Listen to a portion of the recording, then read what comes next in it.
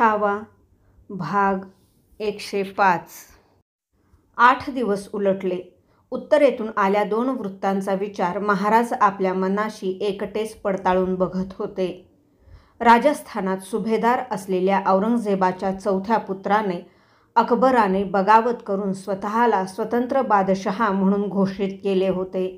त्याला या कामी मदत केल्याचा आरोप ठेवून औरंगने आपली कुवार मुलगी झैबुन्निसा हिला सलीमगडाच्या कोठीत कैद करून टाकले होते. महाराजांचे कवीजी बोलत असलेल्या विषयाकडे ध्यान नव्हते.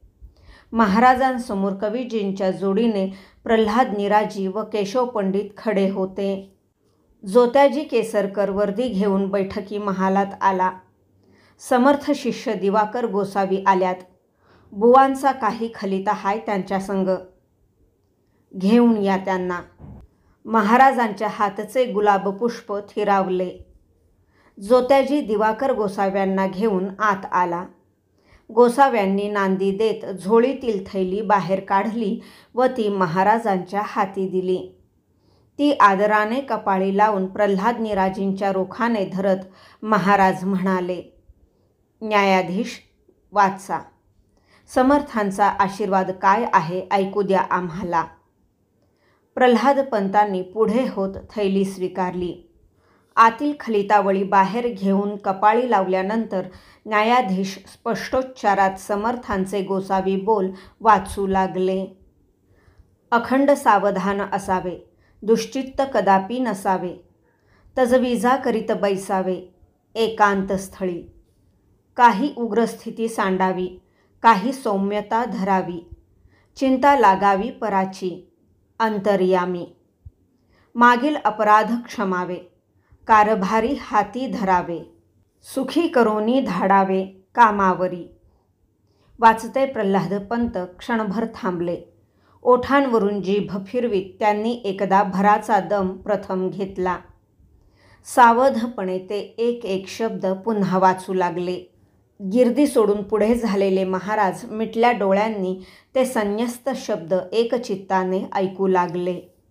पाटातील तुंब निघेना, तरी मग पाणीच चालेना, तैसे जनांच्या मना कळले पाहिजे. जनांचा प्रवाहो चालिला, म्हणजे कार्यभाग आटोपला. जन ठाई ठाई तुंबला, म्हणजे खोटे. श्रेष्ठी जे जे मिळविले, त्यासाठी भांडत बैसले, तरी मग जाणावे फावले गनिमासी. ऐसे सहसा करू नये, दोघा भांडण तिसऱ्या जय. धीर धरुनी महत् कार्य समजोन करावे. राजी राखता जग, मग कार्याची लगबग. ऐसे जाणोनी सांग, समाधान करावे. आरंभीच पडिली धास्ती, म्हणजे कार्यभाग होय नास्ती. या कारणे समजती, बुद्धी शोधावी. सकळ लोक एक करावे, गनिमा लाटून काढावे. येणे करिते कीर्ती धावे दिगंतरी. आधी गाजवावे तडाखे, तरी मग भूमंडळा धाके. ऐसे न होता धके, राज्यासी होती. समय प्रसंग ओळखावा, राग निपटून सांडावा. आला तरी कळो न दावा जनांमध्ये. राज्यामध्ये सकळ लोक, सलगी देऊनी करावे एक. लोकांच्या मनामध्ये धाक, उपजोची नये. बहुत लोक मिळवावे, एक विचारे भरावे. कष्ट करूनी घसरावे म्लेच्छांवरी. आहे तितुके जतन करावे, पुढे आनिक मिळवावे. महाराष्ट्र राज्याची करावे जिकडे तिकडे. लोकीही हिमती धरावी, शर्तीची तलवार करावी. चढती वाढती पदवी पावाल येणे. प्रल्हाद पंतांनी उपरण्याने मुद्रेवरचा घाम निपटून घेतला. त्यांचे भाव गंभीर झालेले डोळे ते अर्थमय शब्दमोती टिपू लागले. समर्थांच्या चिंब भावनेने श्रीरामाच्या तीर्थात डुबून आलेले बोल महालाच्या दगडबंद भिंतींनाही पाणवू लागले. शिवराजासी आठवावे, जीवित्व तृणसमान करावे. इहलोक परलोकी तरावे कीर्तिरूपे. शिवराजाचे आठवावे रूप, शिवराजाचा आठवावा साक्षेप. शिवराजाचा 8वा प्रताप भूमंडळी. शिवराजाचे कैसे बोलणे, शिवराजाचे कैसे चालणे, शिवराजाची सलगी देणे कैसे असे. सकळ सुखाचा त्याग करुनी साधिजे तो योग, राज्य साधावया लगबग तैसी करावी. त्याहून करावे विशेष तरीच म्हणावे पुरुष, या उपरी आता विशेष काय लिहावे. महाराजांच्या नेत्रकडा पाणावून आल्या होत्या. भोवतीच्या कुणालाही त्या दिसू शकत नव्हत्या. हात उठवून महाराजांनी तो पत्रबोध पंतांना पुन्हा वाचायला लावला. त्या शब्दाशब्दाने आपल्या आयुष्यातील एका चुकल्या दैवयोगाची सर्वात खोलवर कळ महाराजांना छेदून गेली. तडफडते मन मूकपणे म्हणून गेले, समर्थ, सज्जनगडी तुमची आमची भेट होती तर हयातीतील सर्वात मोठा काळिमा चुकला असता आमचा. काही उग्र स्थिती सांडावी, काही सौम्यता धरावी. खरेच आम्ही उग्र आहोत की सर्वांना तसे वाटतो? समर्थांनाही? त्यांची तरी काय चूक? जे कानी पडले त्याला धरूनच त्यांनी स्पष्ट बोध दिला. आम्ही कटाच्या असामी दस्त केल्या हे सत्य आहे. समर्थांनाच का, रामराजांनाही नाही का वाटले की आम्ही महाराणी मासाहेबांवर हत्यार धरू म्हणून? रायगडाहून पन्हाळ्याला काय मजकुराचे खलिते गेले होते हे समर्थांना कसे कळावे? आम्ही दस्त झालो असतो तर हा खलिता लिहिण्याचा योग समर्थांना आला नसता. मागील अपराध क्षमावे, कारभारी हाती धरावे. समर्थ, आम्ही हे केलेच आहे.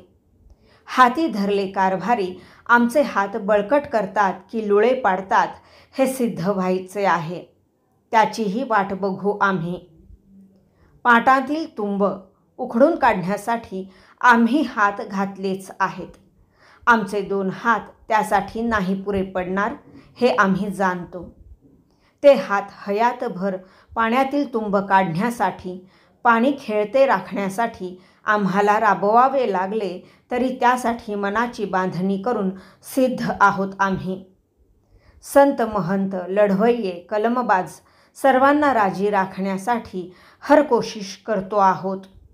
भोवती टपल्या गनिमांच्या बाबतीत सावधच आहोत आम्ही. एक खरे आहे, वावगे काही सोसवत नाही आमच्या वृत्तीला. आला राग सर्वांसमक्ष साफ बोलून दाखवतो आम्ही. हे महाराष्ट्र राज्य जिकडे तिकडे करण्यासाठी आयुष्याचा पट मांडून आम्ही खडे आहोत. आम्ही स्वतःला छत्रपती मानित नाही, या राज्याचे सेवकच मानतो. आबासाहेबांचे रूप, बोलणे, चालणे, राज्यकारभाराची लगबग तर अहोरात्र आमच्या धमण्यांतून रक्तमार्गी फिरते आहे. असा एक दिवस उमटत नाही ज्या दिवशी आमच्या मनच्चक्षूंना त्यांचे, थोरल्या आऊंचे, सती गेल्या मासाहेबांचे दर्शन होत नाही.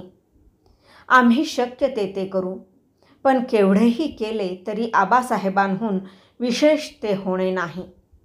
आम्हालाच काय, कुणासही ते शक्य नाही. आम्ही आबासाहेब नाही, केवळ त्यांच्या रक्ताची एक सावली आहोत. सावली आकृती कशी व्हावी? आबासाहेबांनी बरड जहागिरीतून हे राज्य उठविले. ते यश त्यांच्या नावाला साजेसे. आम्ही हे राज्य राखण्या वाढविण्यात यशस्वी ठरलो तरी स्वतःला धन्य मानू. प्रसंगी त्यासाठी खर्ची पडलो तर मालुसरे काका, बाजी मुरारराव, गुजर काका यांच्यासारखे कृतार्थ होऊ.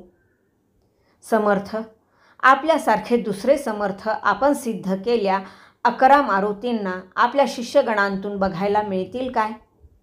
हे तरी कुणी व कसे सांगावे?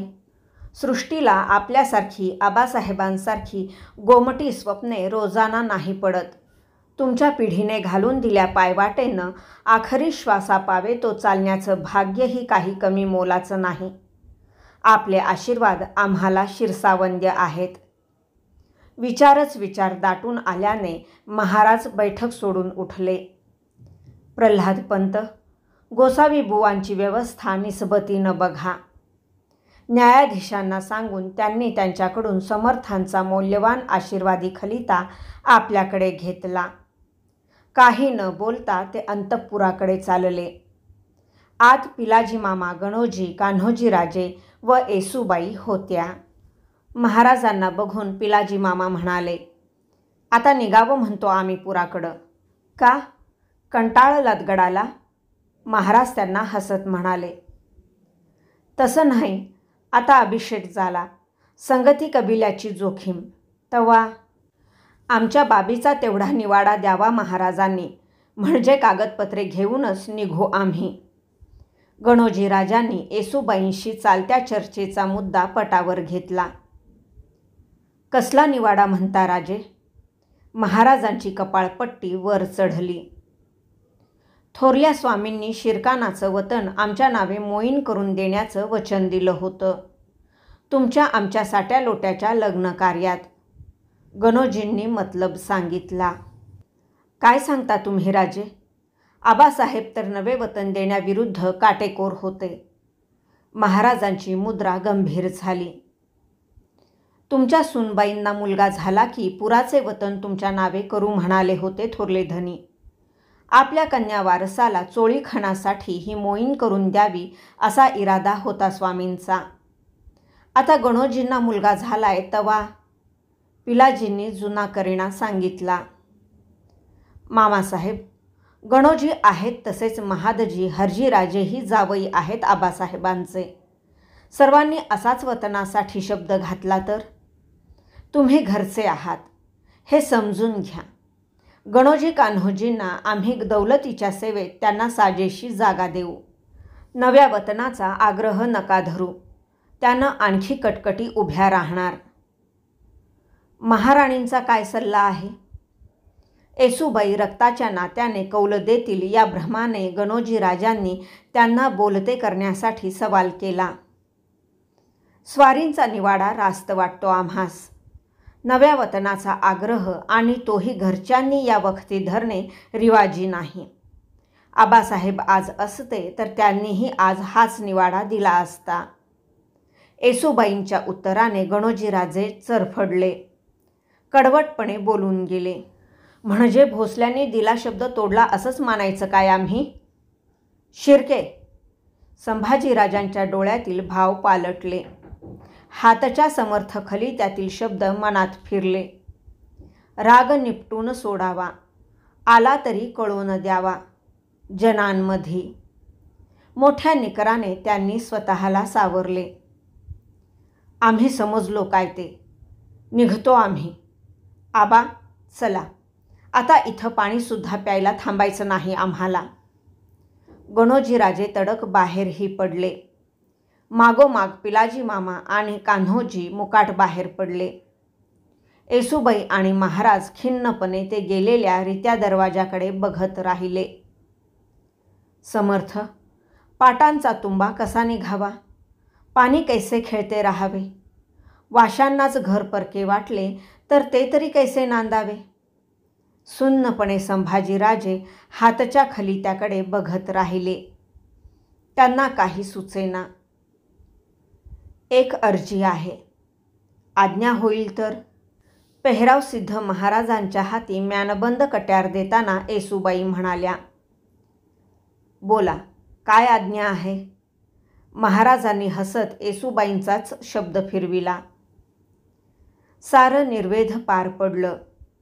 आता पाचाडी एक राजमंदिर उठावं वाटतं, वाडीला मंदिर नाही. येसूबाईंना दिल्या राजमुद्रेचा लेख महाराजांच्या मनी फिरला. श्री सखी राज्ञी जयती. दरवानाला याद फरमावून त्यांनी हिरोजी इंदुलकराला बोलावून घेतले. त्याला आज्ञा देण्यात आली. हिरोजी, पाचाडीत चखोट जागा पारखून राजमंदिराचा पाया घ्या.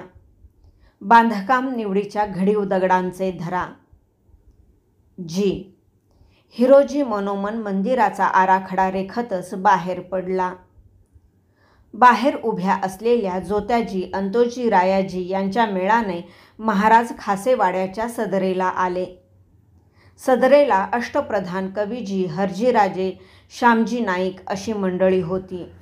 महाराजांनी सर्वांचे कुशल घेतले. हंबीरराव आणि आनंदराव वऱ्हाड खानदेशात चौथाई वसुली आणि मुलुखगिरीला निघून गेले होते. डिचोलीच्या मोरो दादाजींचा माणूस आला आहे. फिरंग्यांनी आपल्याशी सर्व प्रकारचे संबंध तोडले आहेत असा निरोप आहे त्यांचा. निळोपंतांनी महत्त्वाची बाब महाराजांच्या कानी घातली. मोरो दादाजींनी त्यांची माणसे व तो व्यापारी खुला केला की नाही पंत? महाराजांनी फिरंग्यांशी मतभेद येणाऱ्या प्रश्नाचे मूळ धरले. जी नाही. त्यामुळेच विजरई नाराज झाला आहे. मतलब? आम्ही सुभेदारांना ती माणसं मोकळी करण्यास सांगितलं होतं. मोरो दादाजी सुभ्याचे पूर्ण अख्त्यार मानतात की काय स्वतःला? त्यांना लिहा, आम्ही जातीनं डिचोलीला येणार आहोत. जी. फिरंगी दरबारात एक महत्त्वाचा बदल झाला आहे स्वामी. पूर्वीचा विजरई अंतोनियो बदलून त्याच्या जागी कोदिद आल्व्होरची नेमणूक झाली आहे. अद्याप नवा विजरई गोव्यात आला नाही. आपले रायाजी पंडित आहेत गोव्यात. त्यांना नवा विजरई येताच खबर द्यायला कळवा. आज न उद्या फिरंग्यांशी हबशांशी झगडा द्यावाच लागणार. त्यासाठी कुडाळ डिचोली भागात आताशीचे कारखाने उभे केल्याशिवाय तड लागणार नाही हा विचार महाराजांच्या मनात घोळत असतानाच निळोपंतांनी वृत्तांत दिला. बादशहानं सुरतेत आपल्या मुसलमानी रयतेवरही कर बसविला आहे. बऱ्हाणपुरावर इरज खानाची सुभेदार म्हणून नामजादी केली आहे महाराज. या वृत्ताने महाराज गंभीर झाले. बुऱ्हाणपूरहून राजस्थानात असलेल्या औरंगजेबाला झाल्या लुटीचे खलिते गेले होते. जुम्मा रोजची नमाजसुद्धा बंद पडते की काय अशी शंका बऱ्हाणपूरकरांनी बादशहा सलामतला कळविली होती. त्या शहराभोवती तटबांधणीचे हुकूम औरंगजेबाने जारी केले होते. आपल्या बंडखोर मुलाचा अकबराचा काटा काढण्यासाठी औरंगजेब राजस्थानात गुंतून पडला असला तरी तो स्वस्थ बसणार नव्हता. पंत, मोगलाईच्या तोंडावरच्या किल्लेदारांना ठाणी रसद बंद करून सावधानगीने राहण्यास कळवा. सगळ्या तर्फांच्या सुभेदारांना फौजेची नौसंचनी जारी करायला लिहा. वऱ्हाड खानदेश मिळेल तेवढा लुटीत घेण्याची सरलष्करांना सूचना द्या. आबासाहेबांचे श्राद्धकर्म होताच आम्ही पन्हाळा राजापूरकडे येत असल्याचं लिहा. चारी तोंडावरच्या गनिमी फळ्यांचा विचार महाराजांच्या मनात फेर धरू लागला. चेऊलच्या सुभेदार तिमाजी व्यंकटेशांचा निरोप आहे स्वामी. निळोजी पंतांनी हबशांच्या आगळिकीला हात घातला. काय म्हणतात तिमाजी? महाराजांचे शिवगंध आठी घेत आक्रसले. आपली मुंबईकडे जाणारी 2 गलबते आणि त्यावरची 4 माणसे सिद्ध्यानं दर्यावर दस्त केली होती. तिमाजींनी मुंबईच्या टोपीकरांना ही बाब आम्ही रायगडी कळवू, स्वामी गय करणार नाहीत अशी जरब देताच टोपीकरांनी ती गलबते व माणसे सिद्ध्याकडून हस्तगत करून आबाजींच्या मध्यस्थीनं आपल्या हवाली केली आहेत. हे ऐकताना महाराजांची मुद्रा संमिश्र भावनांनी भरून आली. सिद्ध्याच्या माजोरीचा संताप, टोपीकरांचे बदलते लागी धोरण, तिमाजींची तत्परता, आवजी पंडितांची यशस्वी होत असलेली हेजिबी अशा अनेक छटा त्यात होत्या. पेशवे, चिमाजींना संतोषाचे पत्र द्या. आवजींना मुंबईतील हबशांच्या हालचालींवर बारीक ध्यान ठेवण्यास लिहा. महाराजांच्या डोळ्यांसमोर वेंगुर्ला मालवणपासून मुंबईपर्यंतचा दर्या किनारा उभा ठाकला. त्यावरची टोपीकर, हबशी, फिरंगी टपून बसलेली 3 चालींची 3 पानसावजे मनात घर करू लागली. या 3 दर्यासत्तांचा मेळ पडू देणे राज्याला हिताचे नव्हते. त्यासाठी जबाबी तोड म्हणून किनाऱ्यावर जलकोट उठविणे, अरबांशी मैत्री ठेवणे, किनारपट्टी धरून आताशीचे कारखाने बांधणे हेच उपाय होते. हबशांच्या चाचेगिरीला तोंड देण्यासाठी अरबी चाचे राखून ठेवणे भाग होते. त्यासाठी महाराजांनी आखणी सांगितली. पंत, राजापुरापासून खंदेरी पावे तो असलेली दर्याठाणी माणूस मेळानं बळकट ठेवण्याचा सारंगांना निरोप द्या. जमेल तेवढा दोस्ताना अरब दर्यावरदाशी राखून चालवण्यास सांगा. महाराजांनी बैठक सोडली. हरजी राजांसह ते सदरे बाहेर पडले. बाहेर काही कुणबाऊ माणसे खोळंबून होती. त्यांच्याकडे हात करीत सांगोजीने त्यांना पुढे घातले. हे प्रचंडगडाचं कोळी मेटकरी आहेत. भेटीसाठनं आल्यात धन्यांच्या. कांबळी काचोळ्या आणि लंगोट्या घातलेली ती माणसे काकाळीने मुजरा देत वाकली. महाराजांची शोधक नजर त्या माणसांभोवती फिरली. बोला बाबा, का गड चढून आलात? बावरून त्या कोळ्या मेटकऱ्यांनी नुसते एकमेकांकडे बघितले. बिनधास्त बोला, का आलात? छत्रपतींनी त्यांना उबदार धीर दिला. धाडस धरून त्यांच्यापैकी एक म्हणाला, आम्हापैकी काही गडाच्या चाकरीला आहेत. आम्हा गरिबांवर गायींची वणी जारी केलीया, घरपट्टी बसलीया, गुराढोरा बगार काय हाय आम्हाकडं धनी, तेवढी वणी उठवावी धनी आम्हावैली. पुढे होत त्याने छत्रपतींचे एकदम पायच धरले. उठा. महाराजांनी त्याच्या खांद्याला आधार देत अगोदर त्याला उठते केले.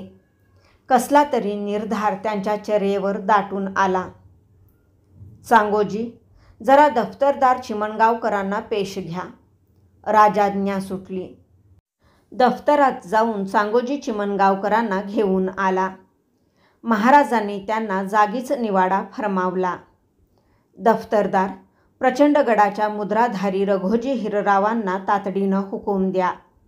या कोळी मेटकऱ्यांवरची गायीची वणी माफ केल्याचं लिहा. गडाला जे हवालदार नाईकवडी रजपूत आहेत तेवढ्यांना 2 म्हशींची वणीही माफ असल्याचे कळवा. वरकड म्हशींची वणी घेत जाणे. या लोकांना घरपट्टी बार आहे याचीही समज द्या त्यांना. जी. दफ्तरदारांनी राजाज्ञा ध्यानपूर्वक ऐकली. बाबांनो, आज गडाला मुक्काम करा. सांगोजी, यांची थाळ्याची व्यवस्था बघा. महाराजांच्या पाठमोऱ्या आकृतीला ती संतुष्ट झालेली गरीब माणसे कुणबाऊ कृतज्ञतेने मुजरा देत होती. महाराजांच्या मनी समर्थ खलित्याचे वचन घोळत होते. राजी राखता जग, मग कार्य भागाची लगबग. सकळ लोक एक करावे, गनिमा निपटून सांडावे. भाग 105 समाप्त.